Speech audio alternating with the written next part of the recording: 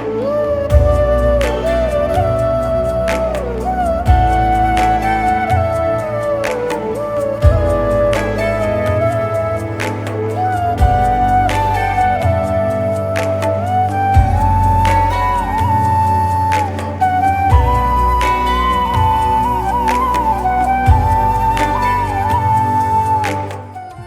परमात्मा पाप कर्म दंड को भी काट सकता है।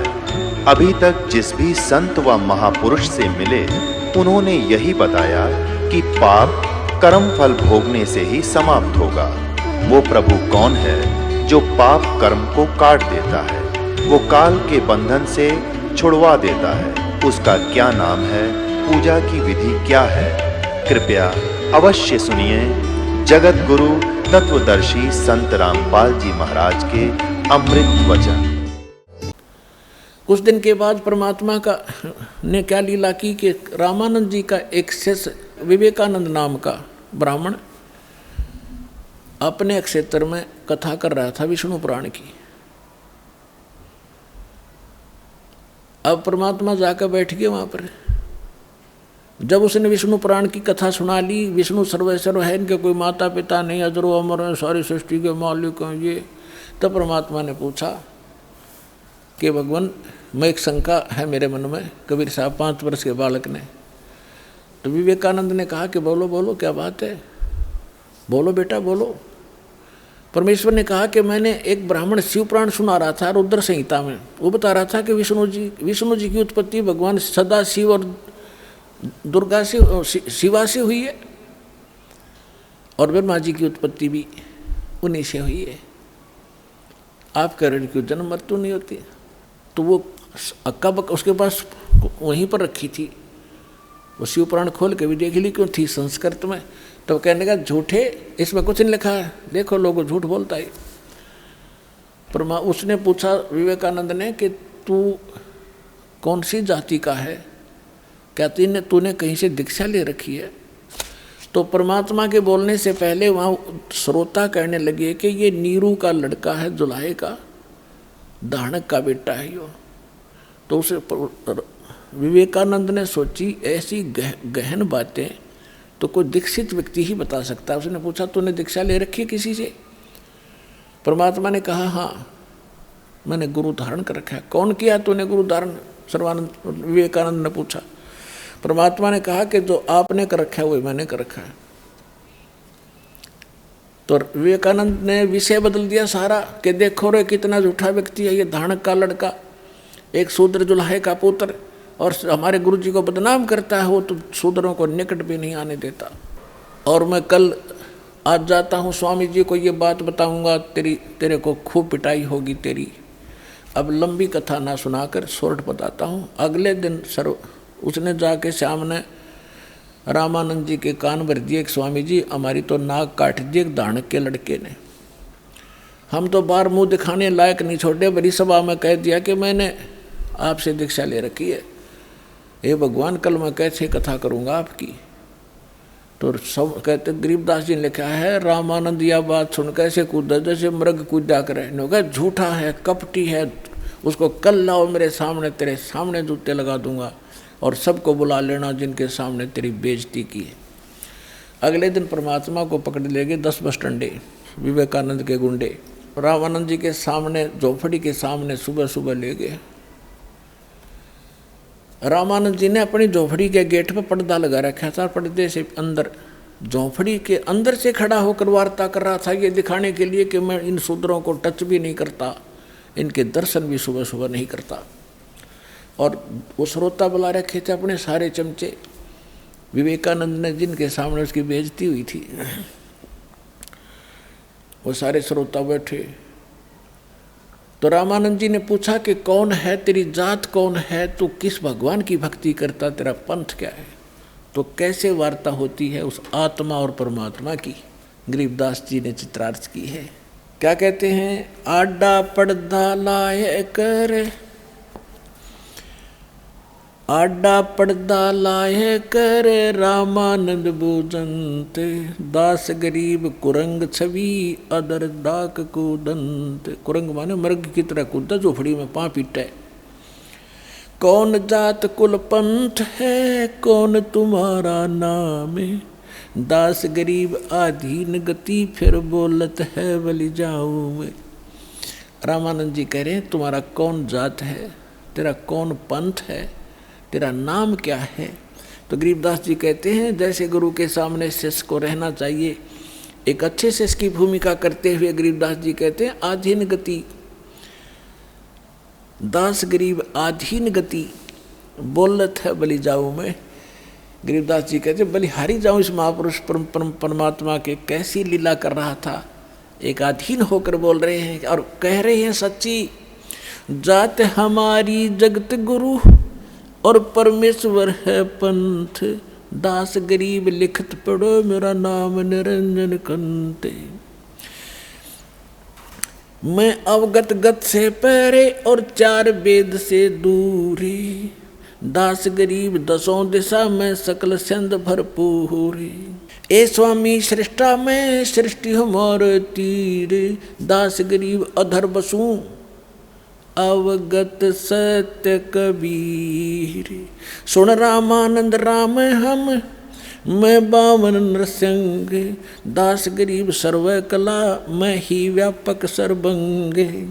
सुन स्वामी सतभाख हूँ झूठ न हमरे रिंच, दास गरीब हम रूप बिना और सकल परपंच।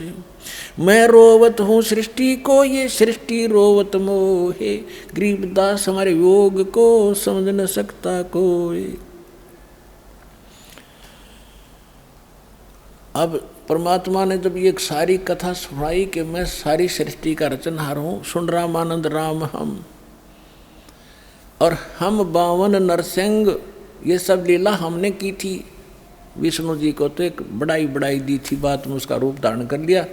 हम ये चाहते थे परमात्मा क्या भक्ति बनी रहे, इनकी आस्था बनी रहे मेरे में, ताकि ये किसी के माध्यम से भी बनी रहे।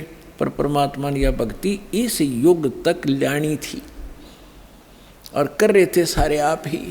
अब क्या बताते हैं, परमात्मा ने कहा कि जात हमारी जगत गुरु और मेरा पंथ पूछते हो कौन सा मैं भक्ति मार्ग लेकर आया हूँ। परमेश्वर है पंथ, ईश ये ब्रह्म है, ईश्वर ये परब्रह्म यानी अक्षर पुरुष है। गीता अध्याय नंबर 15 के श्लोक 16 और 17 में 3 पुरुष हैं, सरपुरुष, अक्षर पुरुष और परम अक्षर पुरुष। तो कहते हैं ईश ईश्वर परमेश्वर, जात हमारी जगत गुरु यानी सच्चा ज्ञान और सूर्य पूरे विश्व को ज्ञान देने के लिए मैं आया हूँ, या मेरी जात समझ लेना। और मेरा पंथ है परमेश्वर का, उस परमेश्वर का मार्गदर्शन करने के लिए मैं आया हूँ। अब रामानंद जी कहते हैं अरे बालक सुन दुर्बुद्धि तेरा घटमट तन आकार, और दास गरीब दर्द लगा जब हो बोले सर्जनहार। गरीबदास जी कहते हैं रामानंद जी को जो भगवान ने अपने आप को भगवान ने कह दिया, तो रामानंद जी को दर्द हुआ, इस बात का दुख हुआ कि दुल्हे का बालक 2 कौड़ी का जीव अपने आप को भगवान कहता है।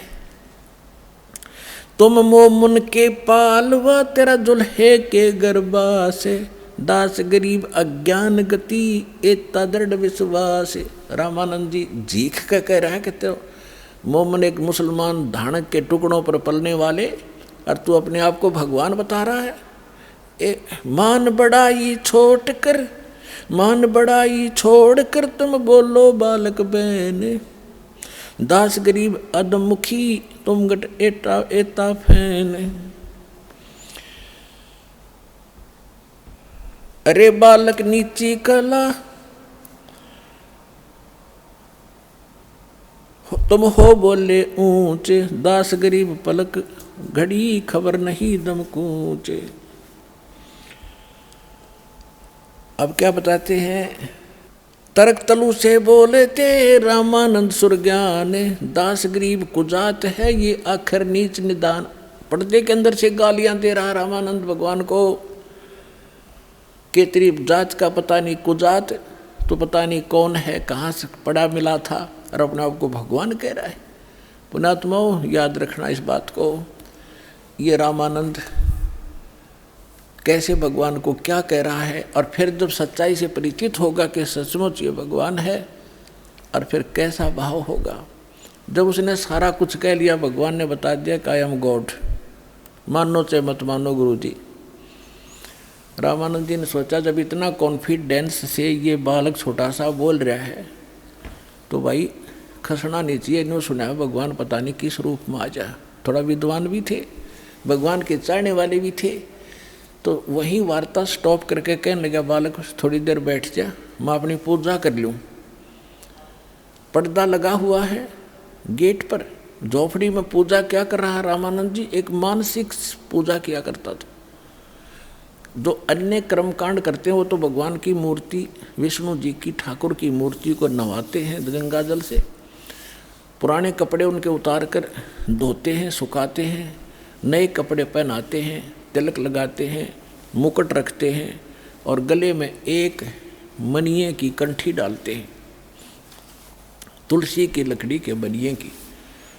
अब उस दिन रामानंद जी कल्पना से कर रहा था वो तो, लेकिन सामने भगवान ने ऐसी दृढ़ बातें कह दी, वो विचलित भी था। तो उस दिन उसका गलती लगी कि मानसिक पूजा करा करता, जैसे स्वप्ना देखा करें हम, ऐसी मानसिक पूजा होती है। जैसे भगवान की मूर्ति नवाई, अभ्यास था डेली का, नवाई, कपड़े बदले और फिर उसका मुकुट धर दिया, तिलक लगा दिया। लेकिन उस दिन वो कंठी डालनी भूल गया, गले में माला। अब माला ना डाला, पूजा खंडित, और मुकुट उतारा नहीं जाता। उस दिन एक नियम है, मुकुट रख दिया भगवान पे, फिर उस दिन नहीं उतरेगा, अगले दिन ही उतारा जाएगा जब उसकी फिर पुनः नवा दवाई करेंगे।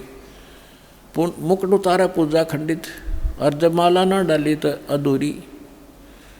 तो अपने आप को कोस रहा था मन मन में, आकाश मेरे से कौन सी भूल पड़ी भगवान, आज जीवन में पहली बार गलती हुई, भूल लगी मुझ नीच के, बहुत मुझसे कोई भारी भूल बनी है, मुझसे कोई अपराध बना है जिससे मुझे आज इतनी भूल लगी।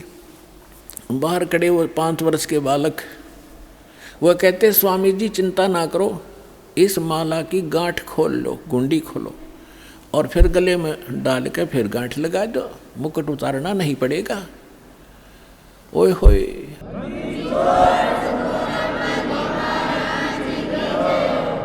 अब न कोई सामने मूर्ति है, मैंने देखेगा झाँक का बता दियो पर्दा में के, और मेरे मन की बात इसने पकड़ ली। ओए होए, तो क्या कहते हैं परमात्मा, रामानंद जी ने वो पर्दा फेंक दिया, बाहर निकल कर आया। परमात्मा ब्राह्मण सोए जो ब्रह्म पहचाने, सूक्ष्म वेद में कहा वो ब्राह्मण है जो भगवान पहचान दे। और कहते हैं लोक लाज ना कीजिए, निर्भय हो रही है, लोक लाज मर्यादा जगत की तरण जो तोड़ बगावे, जब कोई राम भगत गत पावे। एक तरफ तो उसकी मान बढ़ाई और इज्जत शिखर में थी कि ब्राह्मण कुल में जन्म है और 1400 ऋषि उसके प्रचारक हैं, और सामने हजारों की संख्या में उसके प्रशंसक बैठे। और दूसरी तरफ जुल्हे का बालक खड़ा है भगवान रूप में। अब इसकी यहाँ थी उस भगत की पहचान, लेकिन वो 1 नंबर का भगत थे, सच्चा ब्राह्मण था। उसने संसार को ठोकर मार दी और उस 5 साल के जुल्हे के बालक को सीने से लगा लिया भगवान समझकर। जब उन्होंने परमात्मा को सीने से लगाया तो उनका शरीर ऐसा था जैसे रुई होती है, तेज पुंज का शरीर, ऐसनाविरम शुक्रमकायम। यजुर्वेद अध्याय नंबर 40 के मंत्र नंबर 8 में परमात्मा कबीर जी की यह महिमा स्पष्ट लिखी है कि उसका शरीर है कबीर जी का, लेकिन वो उसमें नाड़ी तंत्र हार्ड चाम वाला नहीं है, तेज पुंज का नूरी शरीर है। अब वो सामने देख रहे थे, कहते हैं बोलत रामानंद जी हम घर बड़ा सुकाले, गरीबदास पूजा करें मुकुट फही जदमाले। परमात्मा कहने लगे सेवा करो संभाल करे, सुन स्वामी सुर ज्ञान, गरीबदास सिर मुकुट में माला अटकी आ जाने। स्वामी घुंडी खोल कर फिर माला गल डारे, गरीबदास इस भजन को समझ सके कर तारे। रामानंद जी मान गया कि मेरे इस क्रिया को भगवान बिना कोई जान नहीं सकता, ये सामने सचमुच परमात्मा खड़ा है। डोढ़ी पर्दा दूर कर लीना कंठ लगाए, गरीबदास गुजरी बहुत जब बदने बदन में लाया। कि उस समय सामने भगवान खड़े, एक तरफ सारा समाज जिसमें महिमा का उसका झंडा बंधा हुआ था, तो कहते हैं उसका गिल्ला मन मोथल पुतल तब तेरी हुई, लेकिन सीने से लगा लिया। क्या कहते हैं, मन की पूजा तुम लखी मुकटमाल परवेश, गरीबदास गत को लख तेरा कौन वरण कौन भेख।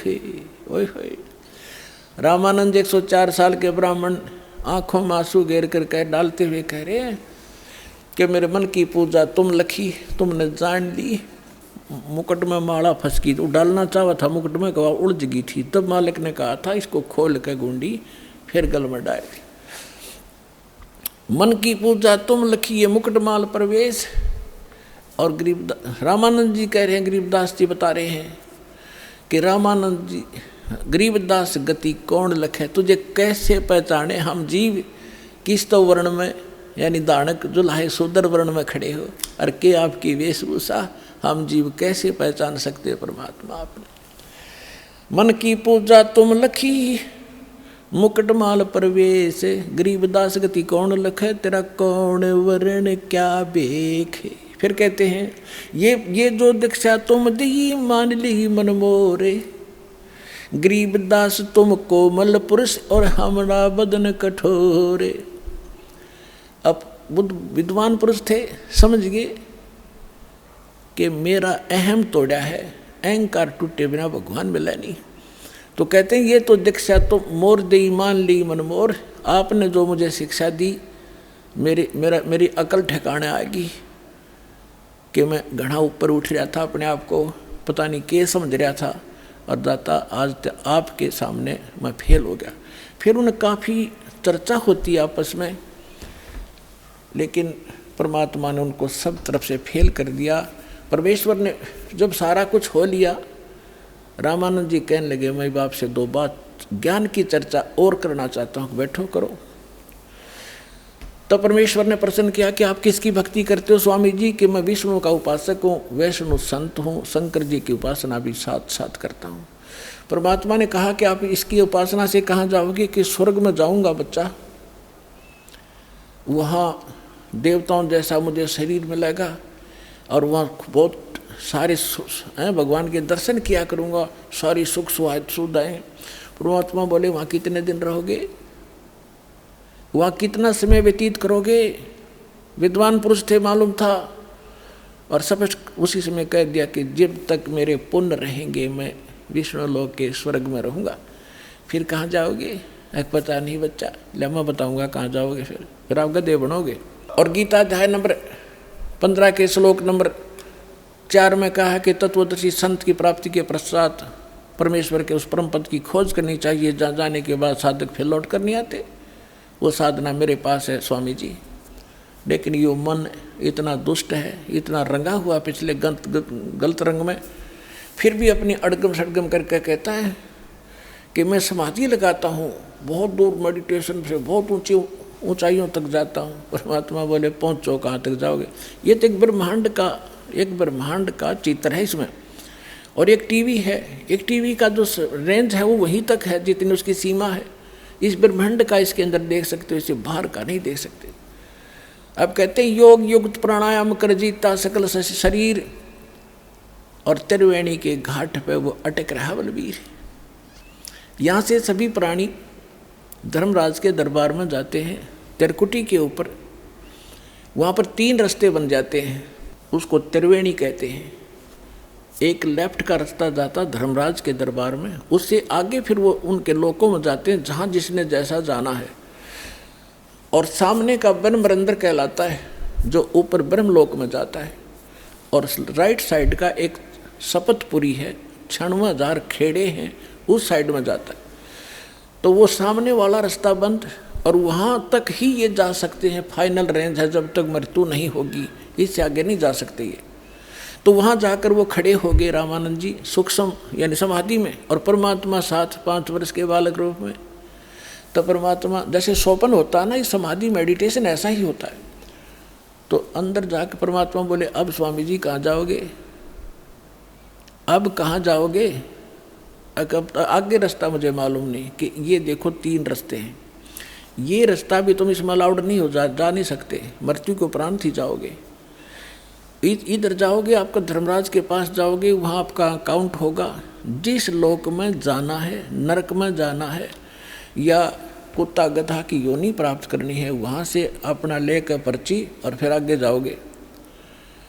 और आपने विष्णु जी की उपासना की, यहाँ विष्णु लोक में जाओगे। और ये सामने ब्रह्मरंध्र है, ये काल ने बंद कर रखा है, बज्र कपाट है यहाँ पर। ये तुम्हारे इस मंत्र जाप से नहीं खुल सकते, करके देख तू अपने जो जाप करता है, जो भी मंत्र करते हो। उसने खूब कोशिश कर लियो, नहीं खुला। तो परमात्मा बोले मेरे पास वो सत्य नाम है, मैं खोल उससे खुलेगा, मैं करता हूँ उससे मन। परमात्मा ने लीला की, वो तो वैसे ही खोल देने थे, लेकिन सतनाम दृढ़ करना था कि इससे खुलती है। चाबी तो वही है मालिक के पास भी, वो लगाकर खोल देते। तो परमात्मा ने सतनाम का सुमन करके दिखा, श्वास उश्वास से, जिसमें एक ओम मंत्र है और दूसरा तत्, जो आपको सतनाम प्राप्त भगत को मालूम है। जो ही वो मंत्र जाप किया, पट दे ही दरवाजा खुल गया। परमात्मा बोले आ जाओ मेरे साथ। आगे जाके दिखा, तपस्या दिखाई, धर्मराज इस काल जहाँ बैठता है अलग से वो स्थान दिखाया, ब्रह्मलोक दिखाया। फिर 11वां द्वार पार करके अक्षर पुरुष के लोक में प्रवेश किया। फिर 12वां द्वार पार करके सतलोक में प्रवेश किया। जब नीचे से परमात्मा गए थे 5 वर्ष के बालक के रूप में, वहाँ सिंहासन पर विराजमान भगवान को देखा, जिसके एक रोमकूप में करोड़ सूर्य करोड़ चंद्रमा मिला दे, इतना प्रकाश झलक रहा था। राजा के समान सिंहासन पर विराजमान थे, सिर पे मुकुट, ऊपर छत्र था, वहाँ पर चंवर रखा था। 5 वर्ष के बालक ने चंवर किया था उस भगवान पर। रामानंद जी ने सोचा भगवान तो ये है परमअक्षर ब्रह्म जो सिंहासन पर बैठे, ये कबीर जी तो यहाँ का कोई गण नौकर होगा। इतने वो तेजों में शरीर खड़ा हुआ, 5 वर्ष के बालक उस सिंहासन पर बैठ गए उछल के, और वो बच्चा तेजों में जो भगवान नजर आवा था शरीर वाला, वो चमर करे 5 वर्ष के बालक पर। रामानंद जी कभी उसकी तरफ देखे, कभी बालक की तरफ देख रहे थे। इतने में तेजों में शरीर उस बालक में समा गया। और तब कहा था, ए रामानंद, ए स्वामी श्रेष्ठा में सृष्टि हमारे तीर, दास गरीब अधर बसु अवगत, मेरा नाम अवगत सत कबीर।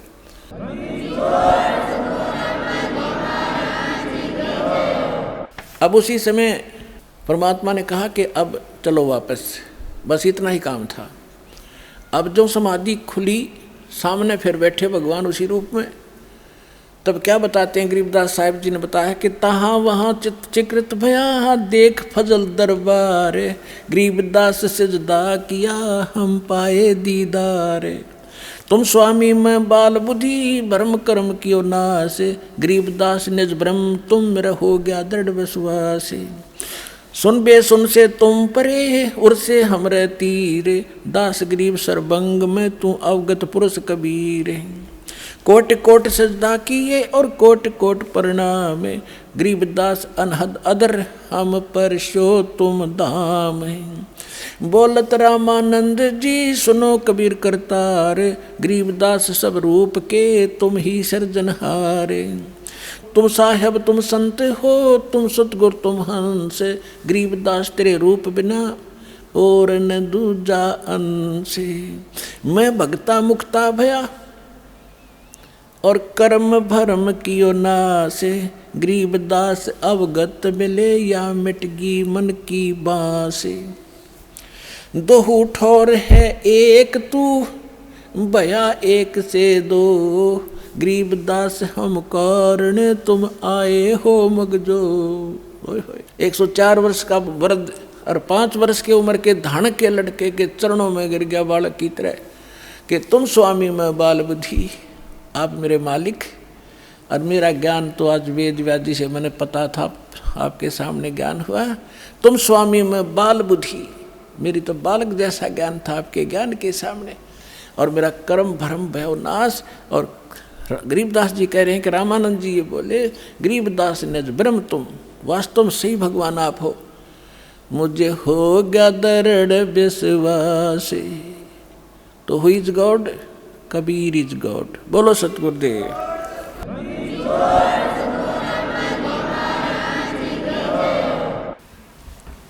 परम पिता परमात्मा पूर्ण ब्रह्म सर्वसृष्टि रचनहार कबीर देव कबीर साहिब कबीर परमेश्वर जी की असीम रजा से आप सभी पुण्यात्माएं सत्संग सुनने के लिए उपस्थित हुए।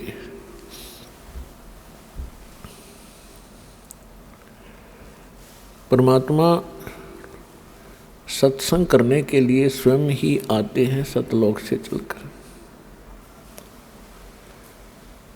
सत्संग का अर्थ होता है जिसके अंदर यथार्थ आध्यात्मिक ज्ञान बताया जावे और उसके अतिरिक्त कहीं पर भी सत्संग के नाम से कोई चर्चाएं होती हैं जो यथार्थ ज्ञान नहीं होता, तत्व ज्ञान नहीं होता, तो वो सत्संग नहीं होता। तो सबसे पहले तो मनुष्य जीवन प्राप्त होना ही बहुत ही दुर्लभ बताया। मनुष्य जीवन प्राप्त करके फिर सत्संग का मिलना उससे भी दुर्लभ है। और आज आपको वो दोनों ही सुलभ हैं। तो पुण्यात्माओं, आपकी पूर्व जन्म की जो किस्मत है, संस्कार हैं, वो दिव्य हैं, अलौकिक हैं, अथाह हैं। सूक्ष्म वेद में बताया है कि लख बर सूरा जो दही, लख बर सावत दे, लख बर यति जहान में तब सतगुरु शरणा ले। जो इतने पुण्यकर्मी प्राणी रहे हों कभी युग युगांतरों में, लाख बार शूरवीर रहे हों, लाख बार यति रहे हों,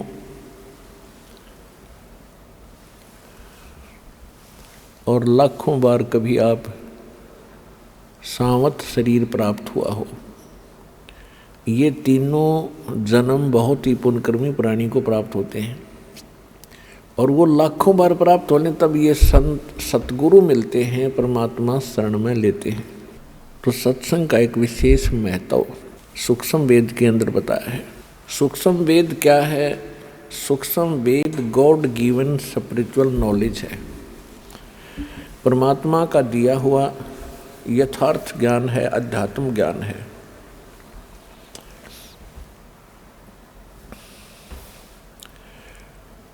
और वो ज्ञान प्राप्त ही करके हम परमात्मा प्राप्ति कर सकते हैं, अन्यथा और उसका कोई विकल्प नहीं है। पुण्यात्माओं, जब तक हम सत्संग में नहीं आते हैं, हमें सत्संग प्राप्त नहीं होता है। तब तक हम चाहे कितने ही धनी हों, कितने ही हम ऊंच पोस्ट प्राप्त हो, लेकिन वो जीवन व्यर्थ होता है। सूक्ष्म वेद में बताया है कि बिन उपदेश अचंभ है, क्यों जीवित है प्राण,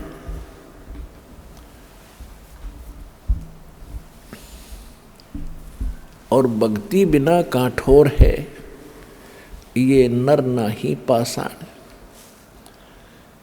क्या बताते हैं कि जो व्यक्ति परमात्मा की साधना नहीं करते, हमें बहुत आश्चर्य है कि वो किस आधार से जी रहे हैं, किसको आधार मानकर संसार में रह रहे हैं।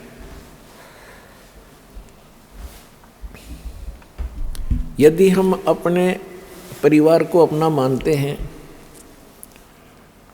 ये अपना नहीं है। यदि हम संपत्ति को अपना मानते हैं तो संपत्ति अपनी नहीं है, क्योंकि मृत्यु होने के उपरांत ये हमारे साथ नहीं जाती। उसके विषय में बताया कि काया तेरी है नहीं, ये माया कहाँ से हो। ये बोले प्राणी, जब तेरा बॉडी तेरा नहीं, ये शरीर तेरा नहीं, तो इस माया को तू अपना मानकर कैसे निश्चिंत हो गया, यही अज्ञानता का मूल कारण है। परमेश्वर कहते हैं, क्या मांगूं कुछ थिर ना रहाई, और देखत नैन चला जग जाई। 1 लख पूत 1.25 लाख नाती, उस रावण का आज कोई दीवा न बाती।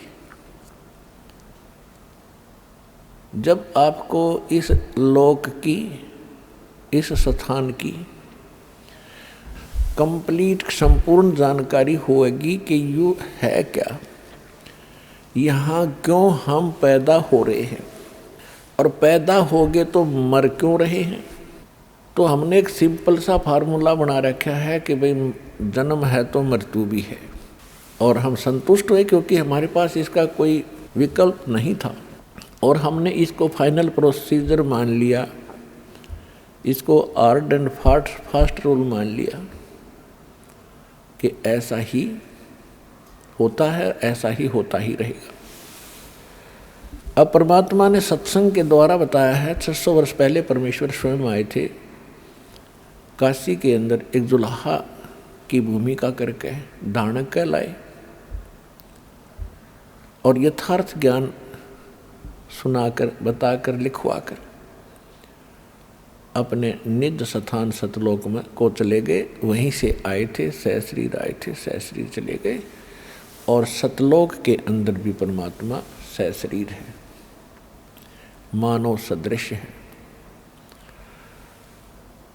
तो उन्होंने 600 वर्ष पहले आके सत्संग किया था, और उन हमारे धर्म गुरुओं ने जो स्वयं अज्ञानी थे, सद्ग्रंथों से अपरिचित थे, वो संस्कृत भाषा अवश्य जानते थे। उन्होंने कहा था कि कबीर साहब जो हैं, कबीर जी, ये अशिक्षित हैं, ये सद्ग्रंथों को समझ नहीं पा रहे हैं, इसलिए ये सद्ग्रंथों के विपरीत बता रहे हैं, जबकि वो स्वयं विपरीत बता रहे थे, परमात्मा सत्य कह रहे थे। उसमें हमने उस अज्ञान को, जो हमारे धर्मगुरु कहा करते थे, सच्चा मान लिया, और हम परमात्मा से दूर हो गए। अब परमेश्वर ने उस समय कहा था कि जब कलयुग 5500 वर्ष बीत जाएगा,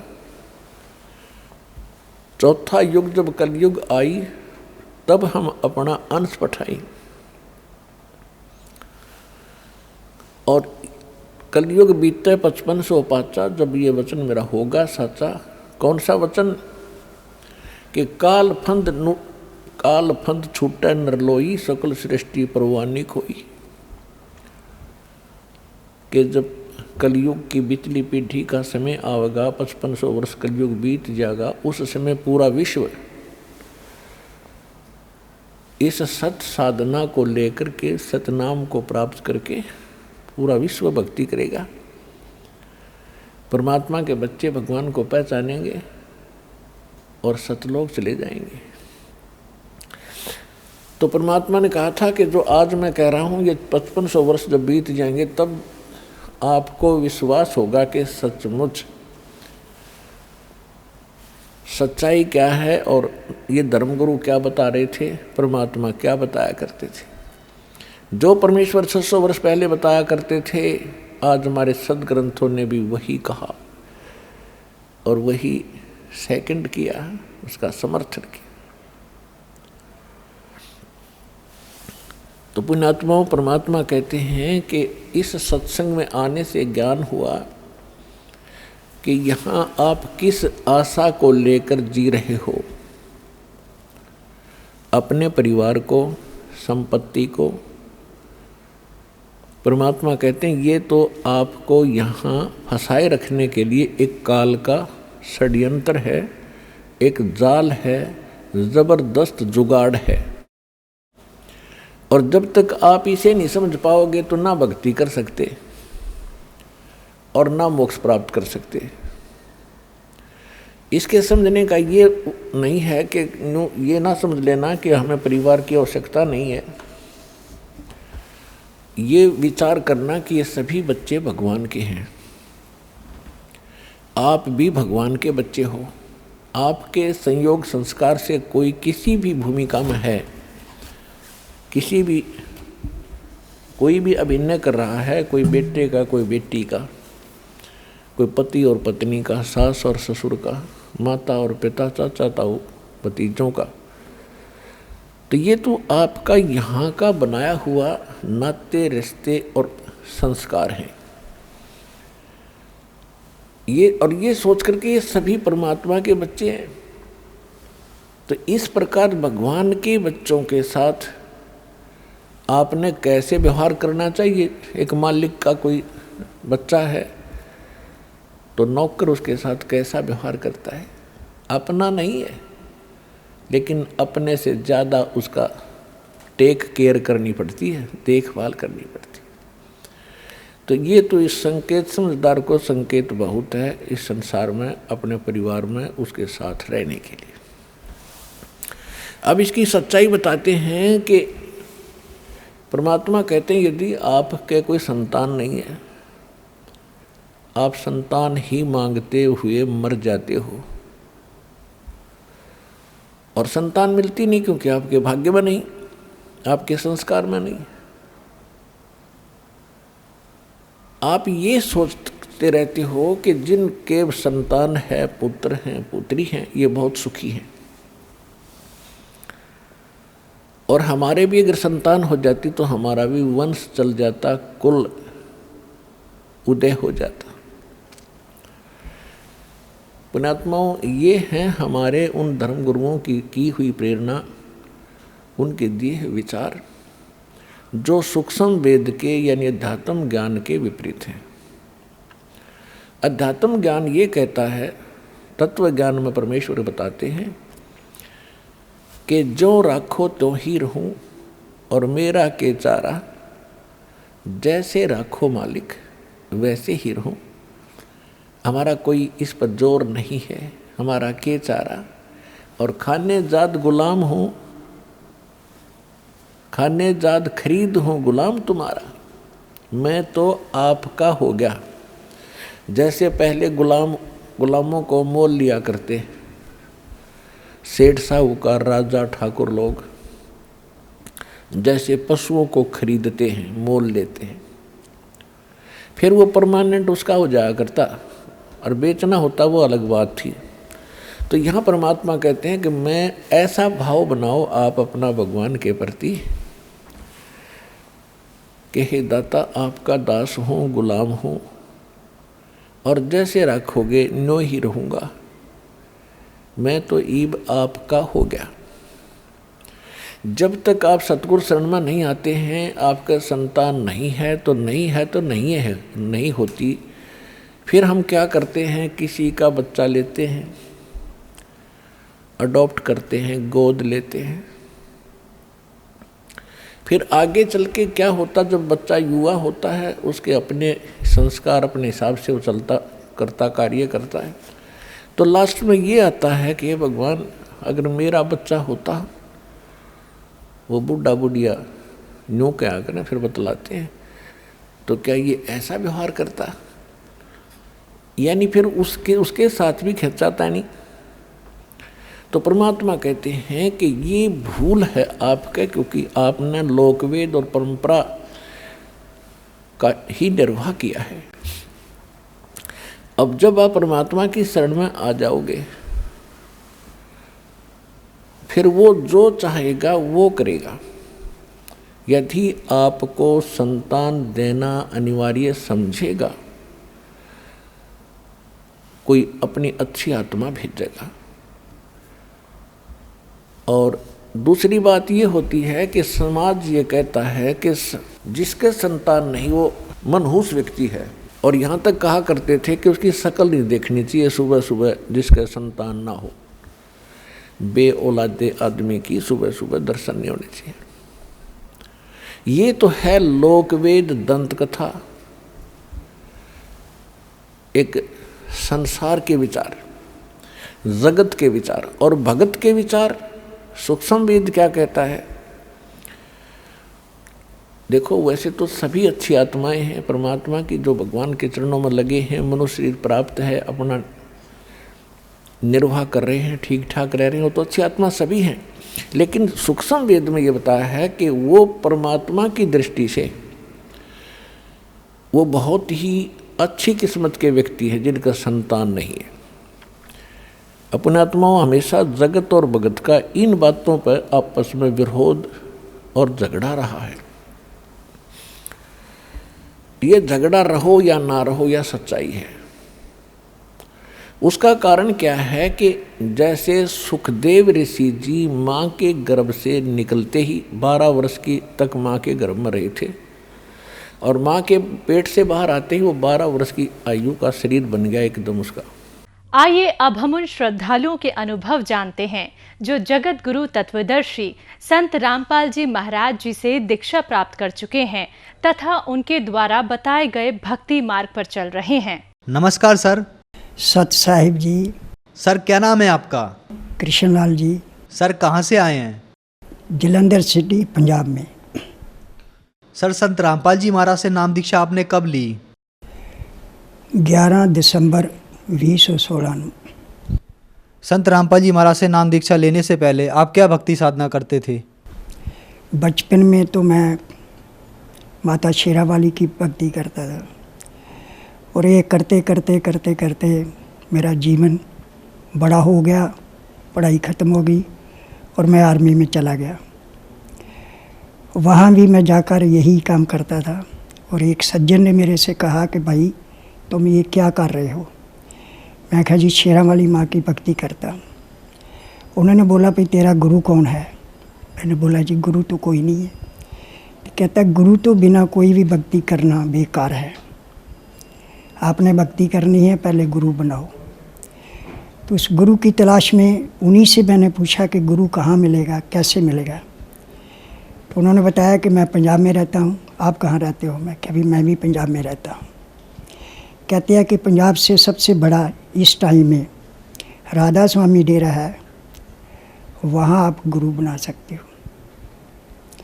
तो 10 दिन की एमरजेंसी छुट्टी ली, राधा स्वामी डेरे गया और लाइन में लग गया।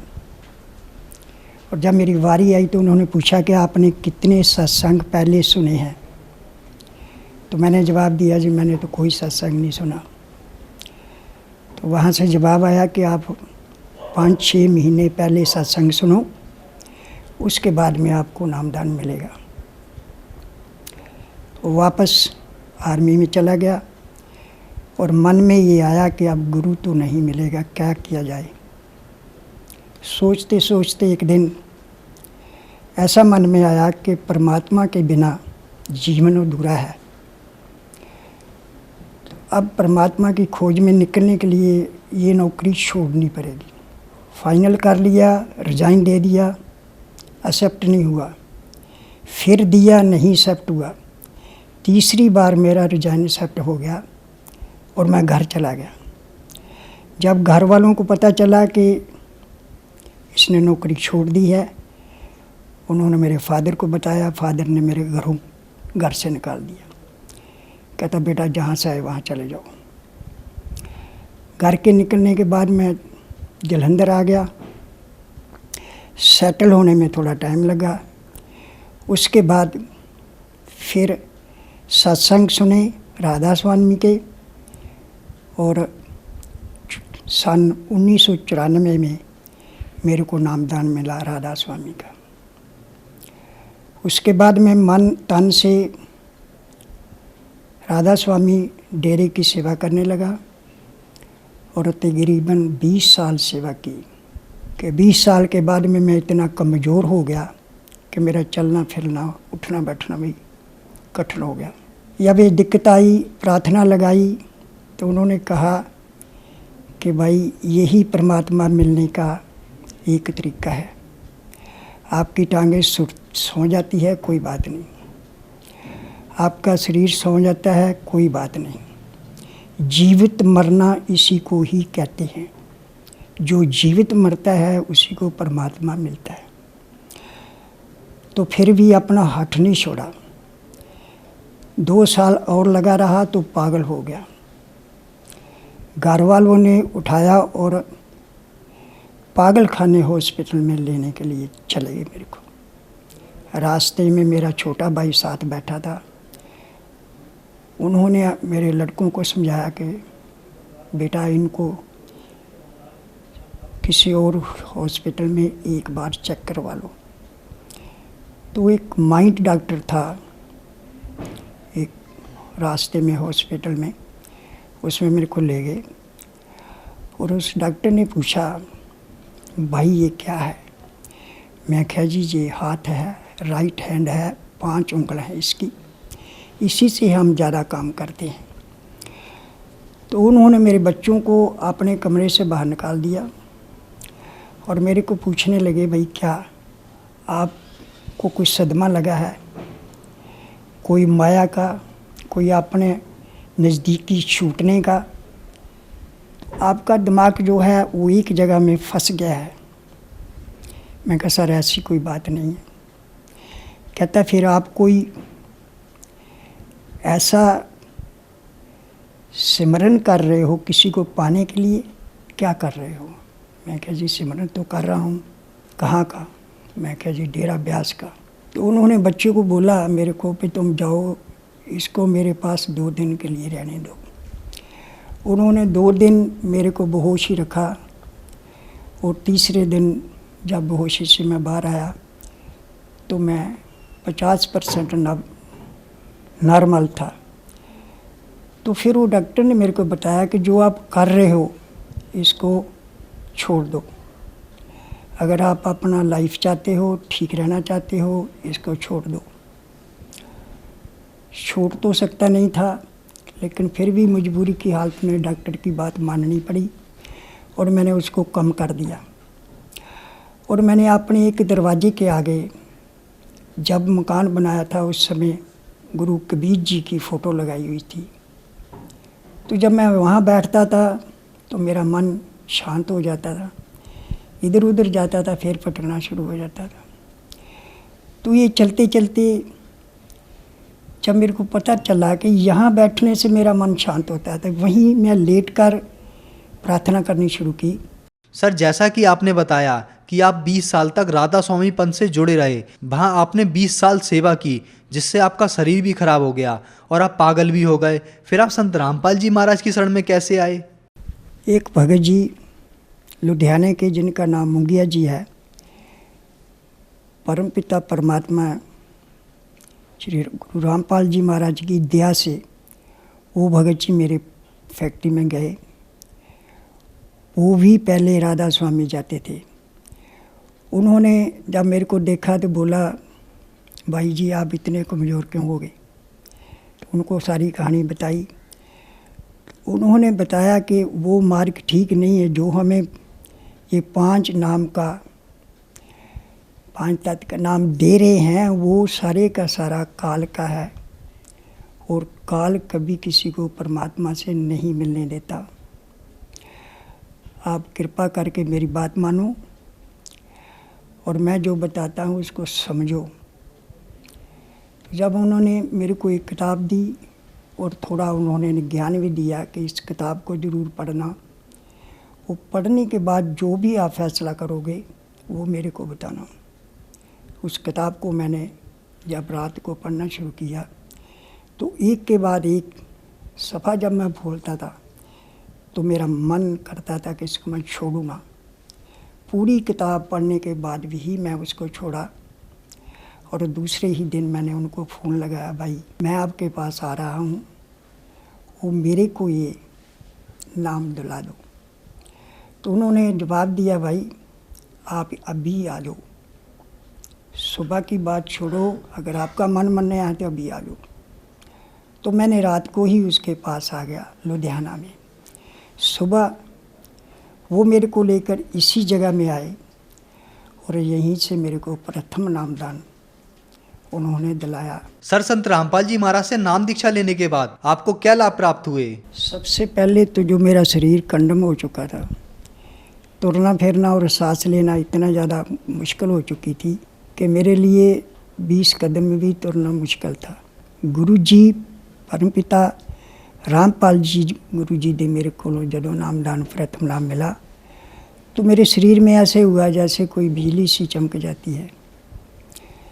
धीरे धीरे जैसे जैसे मैं उस सिमरन को करता रहा, भूख थी, रात दिन उसको छोड़ा नहीं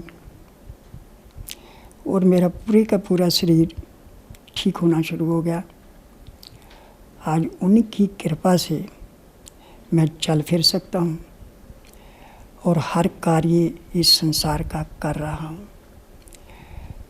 और दूसरा लाभ, अब उस दौरान में मेरे फेफड़े खराब हो चुके थे, सांस नहीं आता था। कई डॉक्टरों को दिखाया तो वो दवाई देते थे, कहते थे जितने एक स्लिंग हो चुके हैं ये ठीक नहीं होंगे, जितने हैं उनसे काम चलाओ। आज जब मेरे को दूसरा नाम सतनाम मिल चुका है तो इस नाम की वजह से, सिमरन की वजह से, गुरु रामपाल जी महाराज की वजह से आज मेरा श्वास भी ठीक है और मैं हर कार्य जड़ा है वो बड़ी आसानी से कर सकता हूँ। दूसरा लाभ, अभी थोड़े ही दिन हुए मेरी जो बड़ा लड़का है वो गुजर चुका है, उसकी घरवाली जो मेरी नूरानी है वो मेरे पास रहती है। तो उसके भरा का जलंधर में ऑपरेशन हुआ, ऑपरेशन ठीक हो गया, उसको छुट्टी मिल गई। उसको छोड़ने के लिए मेरी नूरानी ने कहा कि डैडी तुमने इनको मिकेरिया छोड़ने के लिए जाना है। तो मैंने कहा बेटा आप भी साथ चलो। हम 5 आदमी गाड़ी में थे तो एक गाड़ी जो मेरे पीछे तकरीबन 10 किलोमीटर तक पीछे आ रही थी, कई बार मैंने उसको रास्ता देने की कोशिश की लेकिन उसने क्रॉसिंग नहीं की। एक जगह जाके, खुली जगह जाके उसने अपनी गाड़ी को मेरी गाड़ी में जोड़ना शुरू कर दिया। मैं राइट हैंड गाड़ी चला रहा था, लेकिन इतना मजबूर कर दिया कि मेरे को अपनी गाड़ी को डिवाइडर के साथ लगाना पड़ा। जब डिवाइडर के साथ लगाया तो आगे वाला चक्का राइट हैंड का इतना घिसरा कि उसका टायर उठ गया और उसकी जो बीच वाली स्टपनी होती है वो डिवाइडर के ऊपर चढ़ गई और गाड़ी पलटने लगी। तो परमपिता परमात्मा रामपाल जी महाराज की दया से वो गाड़ी पलटन से बच गई, पहिया नीचे गिरा और गाड़ी सीधी हो गई। हम पांचों ही उनकी दया से बच गए, अदरवाइज वहाँ बचने का हमारा कोई भी, गुरु जी की और क्या कृपा आपको बताऊं। आज जिस मकसद के लिए हमने पिछले 24 साल गुजारे, उनका मकसद मिला और हम परमात्मा के दरबार में आ गए। मेरे सच्चे पातशाह के दरबार में हर समय परमात्मा की दया होती है। जब मैं राधा स्वामी की भक्ति कर रहा था तो उस भक्ति से जैसे मेरा शरीर खराब हो गया, वैसे वैसे ही मेरे फेफड़े जो हैं वो भी खराब हो गए। तो उनको ठीक कराने के लिए हॉस्पिटल गया, चेक करवाया और उन्होंने मेरे को डिक्लेयर किया कि आपके फेफड़े जो हैं 85% स्लिंग हो चुके हैं और इनके लिए दवाई है, अगर थोड़ा आगे के लिए जो रहते हैं वही बच सकते हैं, ये ठीक नहीं हो सकते। उसी दौरान में मेरे बड़े लड़के की मौत हो गई और वो इस दुनिया से चले गए। उनका भी सदमा लगा, उनके छोटे छोटे बच्चे 2-3 बच्चे हैं वो रह गए। उसके बाद में भक्ति ना छोड़ने की वजह थी मेरी मिसेज की भी 2 साल के बाद में मृत्यु हो गई और मैं अकेला ही रह गया। तो गुरु रामपाल जी महाराज ने कृपा की थी, अपना भक्त भेजा, उन्होंने मुझे ये मार्ग दिखाया और इस मार्ग में आकर मेरे को परमात्मा का सच्चा नाम मिला और सच्चाई सामने आई। जो वो 5 नाम काल के देते थे, हमें पता चला कि वो काल है, काल के नाम हैं, उनसे कोई फ़ायदा होने वाला ना था। लेकिन पहले हम भूले हुए थे उन्हीं की भक्ति कर रहे थे और दुख उठा रहे थे। आज हमें गुरु रामपाल जी की कृपा से हर सुख मिला है और हर सुख से हम बिल्कुल आपके सामने ठीक ठाक हैं, पूरा कामकाज कर सकते हैं, कोई भी परेशानी हमें नहीं है। जैसा कि आपने बताया कि आप 20 साल तक राधा स्वामी पंथ से जुड़े रहे, फिर आपने 2 साल से संत रामपाल जी महाराज की भक्ति शुरू की, तो इन दोनों भक्ति साधनाओं में आपको क्या अंतर दिखा? सर, जैसे कि मैं बता बैठा कि वो 20 साल के बीच में जब भी उनसे प्रार्थना की जाती थी कि हमें परमात्मा का कुछ भी अनुभव नहीं हो रहा, तो वो एक ही बात बताते थे कि समय को और बढ़ा दो, जैसे 2 घंटे, 2.5 घंटे, 3 घंटे कर दो। तो वो करते करते करते करते हमारा शरीर जो बिल्कुल ख़त्म हो गया और हमारा बड़ा लड़का भी गुजर गया हमारी आंखों के सामने और हमारी मिसेज भी गुजर गई। ये सब उसी दौरान में सब कुछ हुआ। जब हम उसको छोड़ के परमपिता परमात्मा गुरु रामपाल जी की चरण में आए, तो एक तो हमें वो जो सदमा था उससे हमें गुरु जी ने बाहर निकाला, क्योंकि सदमे में रहकर कोई भी भक्ति नहीं होती। तो गुरु जी ने पहले हमें उस सदमे से बाहर निकाला, फिर उन्होंने अपना सच्चा नामदान दिया। उस नामदान को पाकर हम आज धन हो गए। आपके सामने ये मेरा शरीर है, ये सारे कार्य इस संसार के भी कर सकता है। सर, जो श्रद्धालु आज आपको देख रहे हैं, खास करके उन लोगों के लिए जो राधा स्वामी पंथ से जुड़े हैं, उनको आप क्या संदेश देना चाहते हैं? कि ये भगत इस काबिल तो नहीं है कि किसी को कोई संदेश दे सके, लेकिन मैं प्रार्थना कर सकता हूँ कि वो मेरे भक्तजन जो इस संसार में इस शरीर में आए हुए हैं, उनके लिए, सबके लिए ज़रूरी है सच्ची भक्ति और सच्चे परमपिता परमात्मा का नामदान होना बहुत ज़रूरी है। अगर उनके पास सच्चा मार्ग नहीं मिला, सच्ची नामदान भक्ति नहीं मिली, तो वो सारी उम्र भी कोई भक्ति दूसरी करेंगे तो वो कभी भी इस 84 के चक्कर से निकल नहीं पाएंगे, मुक्ति नहीं कर पाएंगे।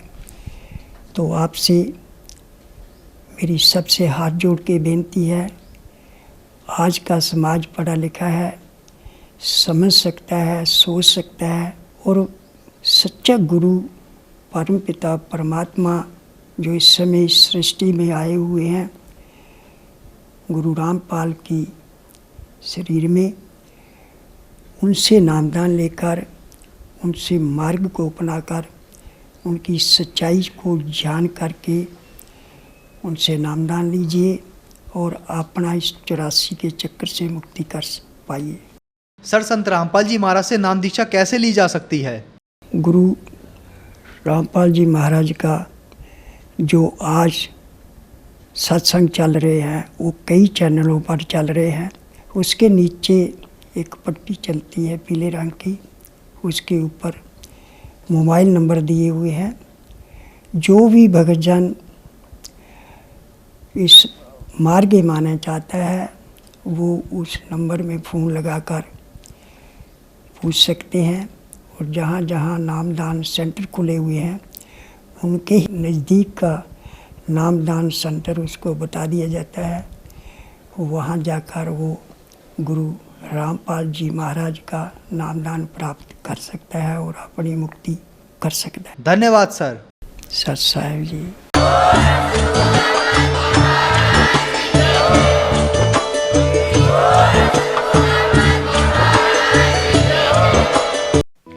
आप सुन रहे थे जगत गुरु तत्वदर्शी संत रामपाल जी महाराज के मंगल प्रवचन। अधिक जानकारी के लिए संपर्क करें।